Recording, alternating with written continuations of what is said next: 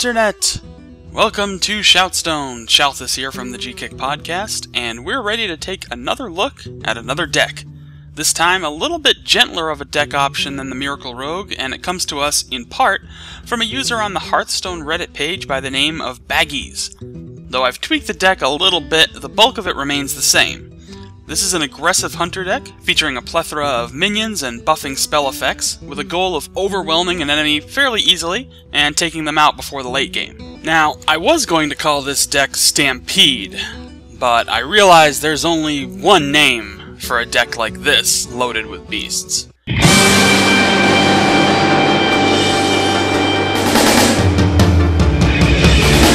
I wanna be the very best, like no one ever was. Yep, this is the Pokemon Hunter deck. You choose your pet, unleash him on your foe, and hope you win before you're stuck with a Charizard and not enough badges to control it. I'll disregard that. Keep in mind that if you want to try this deck out for yourself, the card list is in the description below. Feel free to tweak and tinker with it too. Here's a look at the entire deck. 1 Eaglehorn Bow, 2 Timberwolves, 2 Scavenging Hyenas, 2 Starving Buzzards, 1 Bloodfen Raptor, 2 Ironbeak Owls, 2 Razorfen Hunters, 1 Emperor Cobra, 2 Houndsmasters, 1 Tundra Rhino, 1 Savannah Nightmane, 1 Hunter's Mark, 2 Unleash the Hounds, 1 Tracking, 1 Flare, 2 Bestial Wrath, 2 Snake Traps, 2 Kill Commands, and 2 Animal Companions. As I mentioned, this deck relies on flooding the field with minions as soon as you can. It helps to have a good idea of when you want to go all in, so you can do the most damage and your opponent has a difficult time countering. Let's take a look at some of the key cards from this deck. First, Timberwolf. This 1-drop minion fits really nicely into the middle of a combo of beasts, allowing you to buff up your entire team before you make a strike. By itself, it's not much of a threat, but as part of a pack, it's very effective. Next, Scavenging Hyena. One of the costs of running a beast-heavy deck is that you're bound to lose a couple. As beasts die, the Hyena gains +2/+1. Running this card alongside Snake Trap or Savannah Nightmane, for example, gives you a few disposable minions which will inflate the Hyena to devastating levels. Next up, Ironbeak Owl. A low-cost contained minion, the Ironbeak Owl is a situational minion, good for keeping your opponent's minions at bay.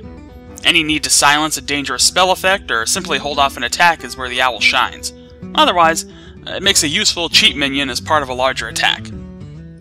Last for the beasts, Starving Buzzard. The Buzzard's ability to help you fill out your hand makes this a pretty useful card if the game slips into the late rounds. Because this deck consists mainly of low-cost cards, throwing out minions and getting the cards you need is extremely easy with a Starving Buzzard in play.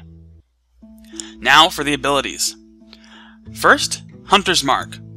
Another control card, Hunter's Mark helps you dispose of a threatening minion with relative ease. Save it for a mid to late round play, however, so you can counter any substantial threats should your draw not give you an early win. Next, Unleash the Hounds.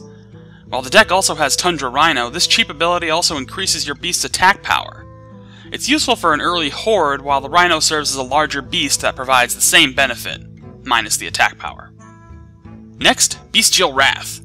It goes without saying that pairing this card with a powerful minion means you can unleash substantial damage at no risk.